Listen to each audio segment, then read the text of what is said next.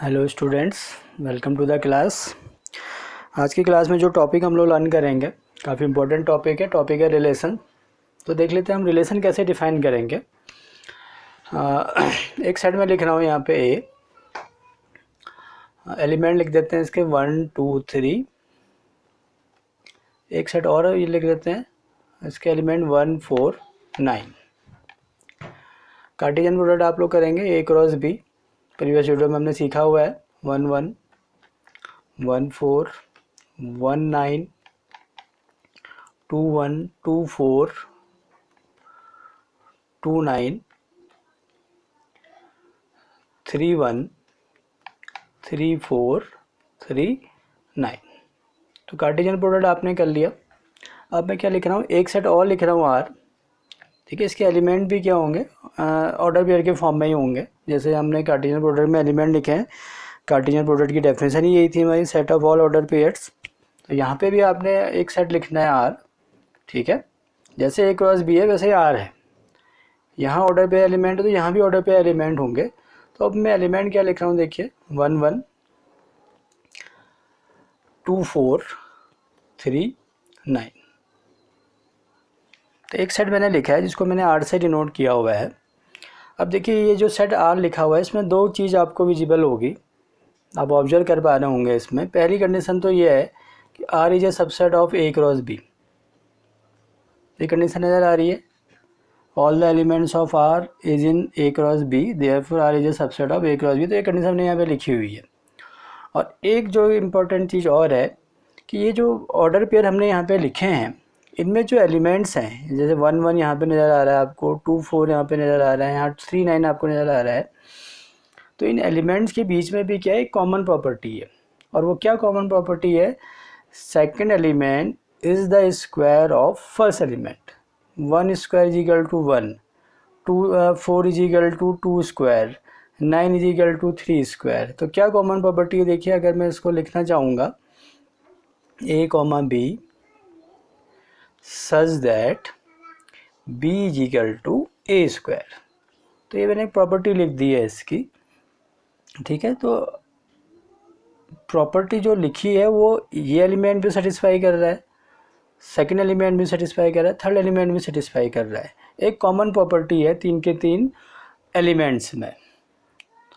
तो अब क्या है, देखिए अगर कोई एक ऐसा सेट है आपके पास जो ए क्रॉस बी का सबसेट हो और उनमें एक कॉमन प्रॉपर्टी सेटिस्फाई हो रही हो, तो उस सेट को, जो मैंने आर से लिखा है, उस सेट को हम लोग क्या बोलते हैं, रिलेशन बोलते हैं। तो रिलेशन हम लोग अब ऐसे ही डिफाइन करेंगे। तो अब इसकी जनरल डेफिनेशन में हम लोग आ जाते हैं। देखिए तो डेफिनेशन बिल्कुल इसी से हम लोग रिलेट कराएंगे, जो भी मैंने आपको एग्जांपल बताया हुआ है। तो क्या इसकी डेफिनेशन होगी, डेफिनेशन में आ जाते हैं। Let A and B are two non empty sets, two non-empty sets, then any subset of A cross B is called a relation from A to B। ये इसकी डेफिनेशन होगी। क्या डेफिनेशन लिखिए, देखिए ए और बी दो आपके पास नॉन एम्प्टी सेट्स हैं। Any subset of A cross B, तो जब आप ए क्रॉस बी करेंगे उसमें कोई भी सबसेट होगा तो उस सबसेट को हम लोग क्या बोलेंगे, is a relation, is called a relation from A to B. A to B यहाँ पे इसलिए लिखा है कि आपको क्या करना पड़ेगा, अगर ए और बी सेट है आपके पास तो आप ए क्रॉस बी करेंगे, बी क्रॉस ए भी कर सकते हैं, बी क्रॉस ए से दूसरा कोई रिलेशन डिफाइन होगा। अभी हम जो रिलेशन हमने डिफाइन किया वो हमने ए क्रॉस बी से ही फाइंड कर रहे हैं। जो ये सेट रिलेशन आप लोग लिख रहे हैं, जो आप सबसेट लिख रहे हैं, उसमें ए क्रॉस बी के ही एलिमेंट आएंगे, बी क्रॉस ए के एलिमेंट नहीं आएंगे। अगर यहाँ फ्रॉम बी टू ए लिख दूँ तो फिर वो बी क्रॉस ए होगा, फिर जो आप सबसेट निकालेंगे वो बी क्रॉस ए का सबसेट निकालेंगे। तो इसकी जनरल डेफिनेशन होगी। आगे देख लेते हैं। देखिए इसमें if R is a subset of A cross B, ये डिफाइन कर लिया है हमने, and A B belongs to are.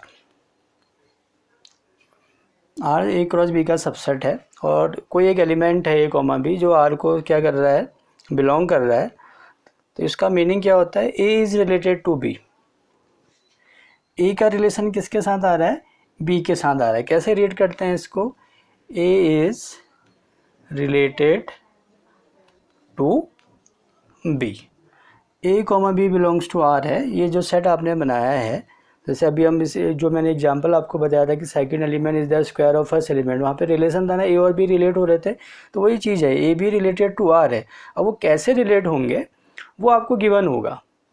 अभी जो मैंने एग्जांपल बताया था वहाँ पे क्या लिखा था, B is equal to A square लिखा था, तो ए और बी का रिलेशन क्या था, B is equal to A square. हो सकता है कहीं पर वो ए इक्वल्स टू बी हो, कहीं पर ए इक्वल्स टू टू बी हो, रिलेशन अलग अलग तरीके से डिफाइन होगा और वो आपको गिवन होगा। उसमें हमने ज़्यादा कॉन्सेंट्रेट नहीं करना है कि क्या चीज़ हो सकती है, जो भी चीज़ होगी वो ऑलरेडी डिफाइन होगी, वो हमको गिवन होगी। तो A B belongs to R है, तो it means A related to B, A is related to B. और अगर कभी कोई कंडीशन ऐसे आपके पास आ रही है, A B is not belongs to R, कोई ऐसा ऑर्डर पेयर है ए क्रॉस बी का जो रिलेशन को सेटिस्फाई नहीं कर रहा है, तो वो नहीं आएगा। A comma b does not belongs to R, a R आप लिखेंगे, इसको आप क्रॉस कर देंगे, a is not related to B, तो इसका मीनिंग क्या हो जाएगा, a is not related to B. तो ये रिलेशन की डेफिनेशन होगी। अब थोड़ा आगे बढ़ते हैं।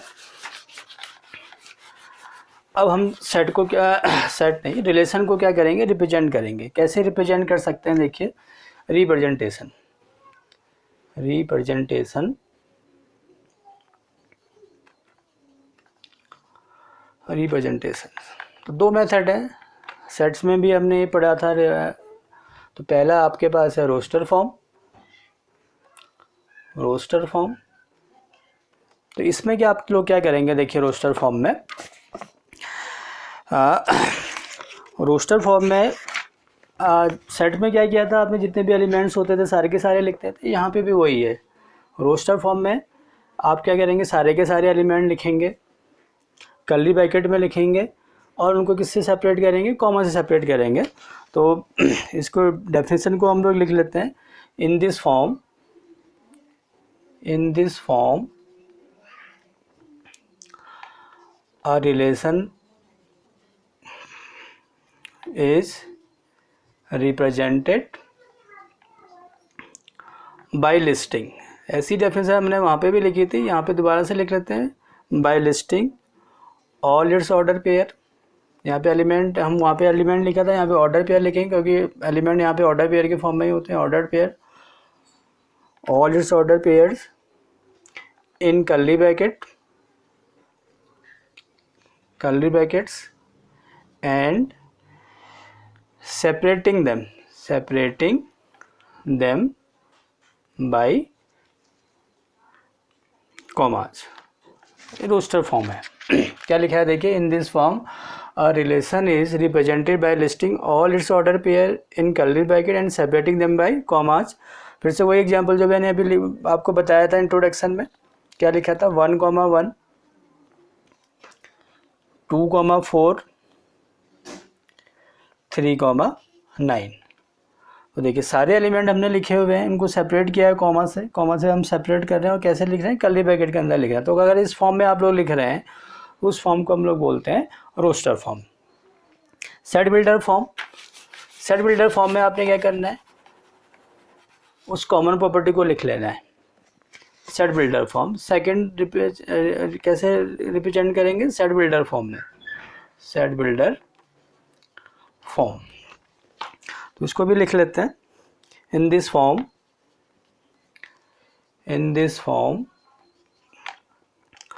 अ relation is represented by stating, state मतलब आपने लिखना है, by stating all the properties which are satisfy the order pair. इसमें क्या है, केवल प्रॉपर्टी लिखनी है।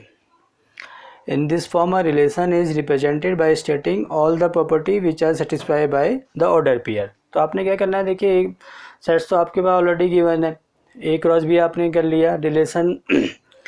अब आपने क्या लिखा है, अभी इसी को ले लेते हैं रिलेशन। अभी आपने लिखा था यहाँ पे देखिए 1,1, 2,4, 3,9, ये आपने क्या लिखा हुआ है, रोस्टर फॉर्म में लिखा हुआ है। अगर आपको सेट बिल्डर फॉर्म में लिखना है तो फिर आपको क्या करेंगे, इसमें ए कॉमा बी लिखेंगे सच दैट, अब जो रिलेशन है एलिमेंट्स के बीच में वो रिलेशन आपने यहाँ पे लिखना है। तो रिलेशन आपके पास है b is equal to A square, b is equal to क्या है, a square for all small a belongs to capital A, small b belongs to capital B. तो ये आपने सेट बिल्डर फॉर्म लिख दिया। यहाँ पे आपने प्रॉपर्टी लिखनी है, कौन सी प्रॉपर्टी लिखनी है, जो ये एलिमेंट्स आपके सेटिस्फाई कर रहे हैं वो प्रॉपर्टी आपने लिखनी है, जो हर एक ऑर्डर पेयर क्या कर रहा है, सेटिस्फाई कर रहा है। ये आपका क्या है, सेट बिल्डर फॉर्म हो गया। थोड़ा और आगे हम लोग बढ़ते हैं। देखिए रिप्रेजेंटेशन आपने कर लिया, अब हम टाइप्स ऑफ सेट्स में टाइप्स ऑफ रिलेशंस में आते हैं कि किस किस टाइप के रिलेशन आपके पास होंगे, उसको हम लोग देख लेते हैं।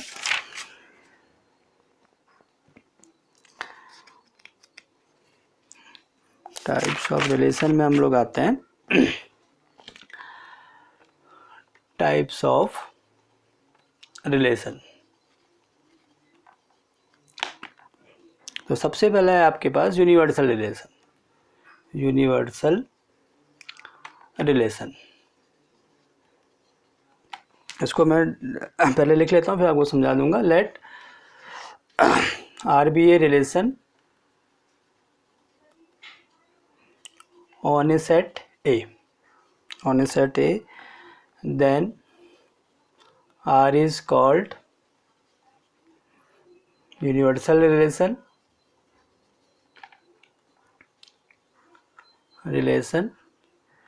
if A cross A is equal to R।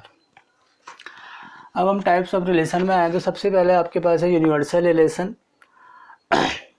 Are be a relation on set A. अब यहाँ पे सेट एक ही है, देखिए ए लिखा हुआ है, तो अब ऐसा नहीं है कि अगर एक ही सेट है तो आप कार्टेशियन प्रोडक्ट नहीं कर पाएंगे। प्रीवियस वीडियो में मैंने आपको बोला था अगर एक ही सेट है और आपको कार्टेशियन प्रोडक्ट करना है तो ए क्रॉस ए आप लोग करेंगे। तो यहाँ पे भी वही कंडीशन है, दो सेट के लिए भी आप ये अप्लाई कर सकते हैं। अभी एक सेट के लिए डेफिनेशन लिखी हुई है तो उसी पर हम देख रहे हैं। Let R be a relation on set A लिखा तो मतलब आपने पहले ए क्रॉस ए किया और उसमें कोई एक रिलेशन आर आपने डिफाइन कर लिया, ठीक है। तो ए क्रॉस ए आपने कर लिया, आर भी आपने डिफाइन कर लिया। अब अगर आपने ये देखा कि आर में जितने भी एलिमेंट हैं वो ए क्रॉस ए के इक्वल आ रहे हैं, if A cross A is equal to R, दोनों के दोनों इक्वल सेट्स आ रहे हैं, जो भी एलिमेंट ए क्रॉस ए में है वो आर में भी है, तो इसका मतलब दोनों इक्वल हो गए। ए क्रॉस ए के सारे एलिमेंट आपके आर में नज़र आ रहे हैं, ठीक है। वो इक्वल भी हैं और इक्विवेलेंट भी है, नंबर ऑफ एलिमेंट्स भी सेम है, और जो भी एलिमेंट ए क्रॉस ए में है वो आर में है, तो इट मीन्स दोनों क्या हो गए, इक्वल हो गए। अगर ये आर, ये जो रिलेशन डिफाइन किया हुआ है उसमें वही एलिमेंट आ रहे हैं जो ए क्रॉस ए में हैं, सारे के सारे वही हैं, ठीक है। तो उस वाले केस में हम लोग बोलते हैं कि आर क्या है, आपका यूनिवर्सल रिलेशन है। सेकंड में आ जाते हैं, देखिए एम्प्टी रिलेशन, एम्प्टी रिलेशन सब कुछ यही है इसमें। Let R be a relation on set A, then R is called empty relation if, मैं कंडीशन लिख रहा हूँ यहाँ पे। एम्प्टी रिलेशन कब हो जाएगा, जब ए क्रॉस ए नहीं, आर इज इक्वल टू क्या हो जाएगा, 5 हो जाएगा। ए क्रॉस ए आपने कर लिया, आर है आपके पास। अब आपने देखा कि ए क्रॉस ए का कोई भी एलिमेंट आर की कंडीशन को सेटिस्फाई नहीं कर रहा है, और अगर कोई भी एलिमेंट सेटिस्फाई नहीं करेगा तो आर में कोई भी एलिमेंट नहीं आएगा, यानी कि वो एम्प्टी सेट हो जाएगा। और अगर ये कंडीशन आती है तो उस वाले केस में हम इस आर को क्या बोलेंगे, एम्प्टी रिलेशन बोलेंगे। एम्प्टी रिलेशन के बाद अब हम लोग आ जाते हैं आइडेंटिटी रिलेशन में आ जाते हैं। देखिए आइडेंटिटी रिलेशन काफ़ी इम्पोर्टेंट है, तो उसकी डेफिनेशन को हम लोग लिख लेते हैं। आइडेंटिटी रिलेशन की डेफिनेशन को लिख लेते हैं। इसको लिखते हैं let R be a relation on a set A, then R is called the identity relation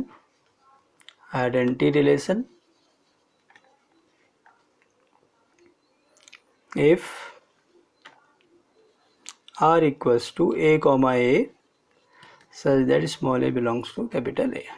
देखिए डेफिनेशन मैंने आपको लिखा दी है, फिर से वही कंडीशन है जो अभी हमने एमटी में भी देखा था, यूनिवर्सल में भी देखा था कि सेट ए है, आपने कार्टेशियन प्रोडक्ट किया ए क्रॉस है और एक रिलेशन आर डिफाइन किया हुआ है वो यहाँ पे है।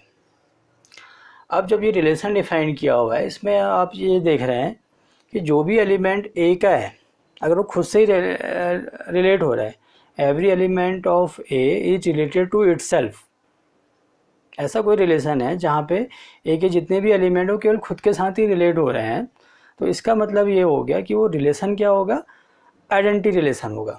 ए इज रिलेटेड टू इटसेल्फ, दो कंडीशन देखिए, a is related to itself only, केवल खुद के साथ ही रिलेट हो रहा है, ये वाली कंडीशन मैं नहीं बोल रहा हूँ, मैं ये बोल रहा हूँ every element of A is related to itself. क्या है देखिए, ए आपने पास किया 1 2 3, ऐसा लिख लेते हैं, फिर आपने ए क्रॉस ए किया, वो मैं लिख नहीं रहा हूँ यहाँ पे, और एक कोई ऐसा रिलेशन है जहाँ पे जो एलिमेंट आ रहा है देखिए, every element of A is related to itself, यानी कि 1 1 के साथ रिलेट होना चाहिए, 2 2 के साथ रिलेट होना चाहिए, 3 3 के साथ रिलेट होना चाहिए। अगर ऐसा कोई कंडीशन आपके पास आ रही है 1 1 2 2 3 3, every element is related to itself, औरों के साथ भी रिलेट हो सकता है लेकिन खुद के साथ रिलेट होना जरूरी है, 1 का रिलेशन 1 के साथ होना चाहिए, चाहे फिर 1 3 के साथ भी रिलेट हो जाए, तो यहाँ तक ही लिखते हैं, तो ये भी हो सकता है। और अगर इसको हटा दें तब भी वो आइडेंटिटी रिलेशन ही है, ऐसा नहीं है कि 1 केवल 1 के साथ ही रिलेट होना चाहिए। कंडीशन क्या है कि every element of A is related to itself, 1 का रिलेशन 1 के साथ होना जरूरी है। अगर ऐसी कंडीशन आपके पास आ रही है 1 1 भी है, 2 2 भी है, 3 3 भी है, तो उसका मतलब रिलेशन कैसा हो जाएगा, आइडेंटिटी रिलेशन हो जाएगा। एक और रिलेशन हम लोग देख लेते हैं, इन्वर्स रिलेशन, काफ़ी इंपॉर्टेंट है ये भी। ये जो रिलेशन अब अभी हम लोग पढ़ रहे हैं ये 12th में भी आपके यूज होना है, universal relation, empty relation, identity relation, फिर ये जो अभी हम लिख रहे हैं इन्वर्स रिलेशन, इसकी भी डेफिनेशन को एक बार देख लेते हैं। इन्वर्स रिलेशन क्या है, देखिए इन्वर्स रिलेशन डेफिनेशन लिख लेते हैं, let R be a relation from a set A to B. तो यहाँ पे सेट अपने डिफरेंट ले लिए, ए और बी ले लिया, एक ही सेट से भी आप लोग कर सकते हैं, अभी जैसा यहाँ पे बुक में लिखा है उसी हिसाब से मैं आपको डेफिनेशन लिखा रहा हूँ। The inverse relation of R is A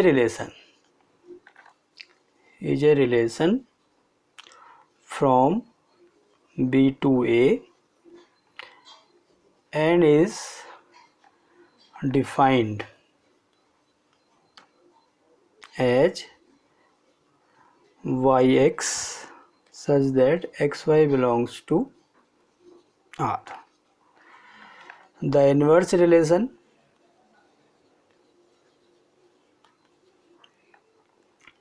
is denoted by R inverse। और कैसे डिफाइन किया देखिए, R inverse is equal to Y X such that X Y belongs to R. तो लिखने में थोड़ा अजीब सा लगा लेकिन ज़्यादा टफ नहीं है। देखिए क्या मैंने डेफिनेशन लिखी है इसमें, let R be a relation from a set A to B, the inverse relation of R is a relation from B to A and is defined as Y X such that X Y belongs to are.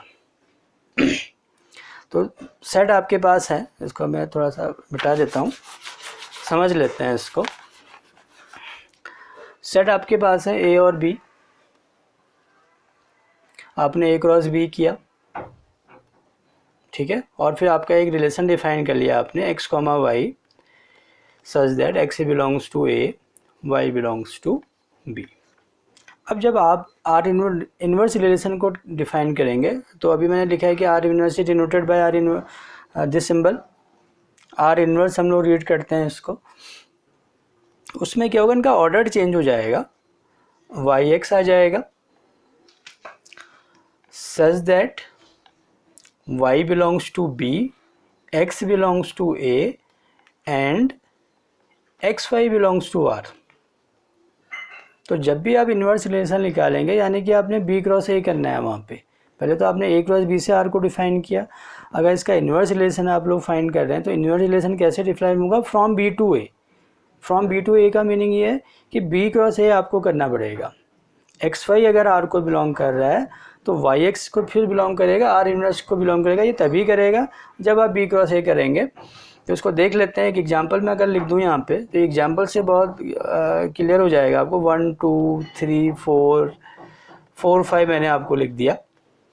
अब ये कहता है कि R inverse find कीजिए, आपने कुछ नहीं करना है,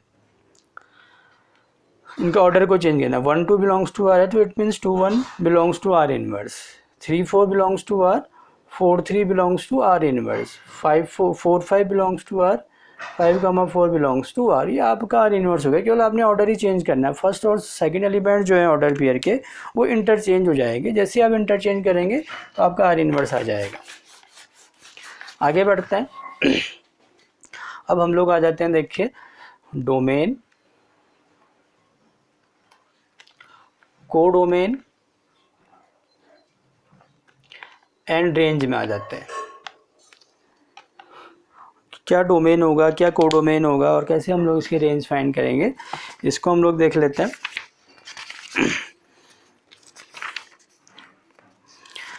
चलिए इसको पहले मैं आपको समझा देता हूँ फिर लिख लेंगे।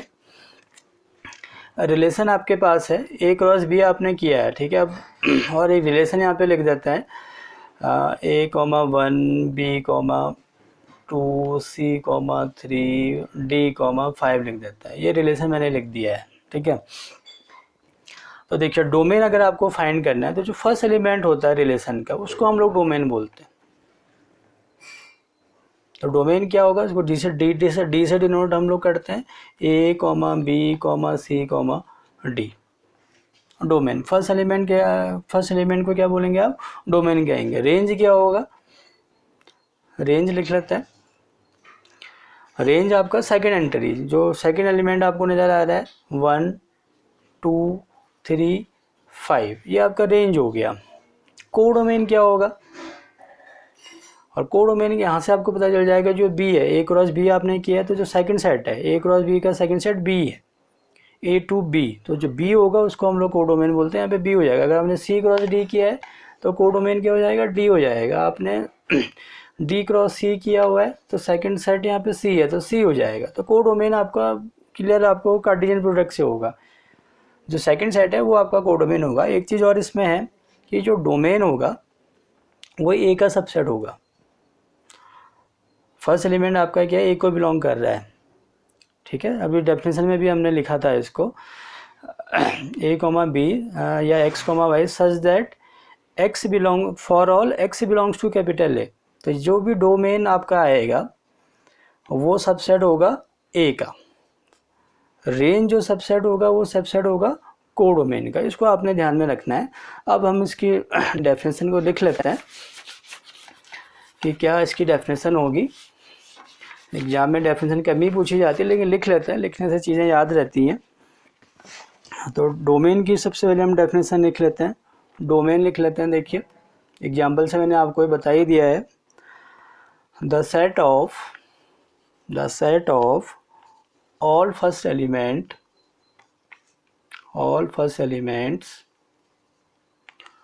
of ordered pairs in R is called the domain of R.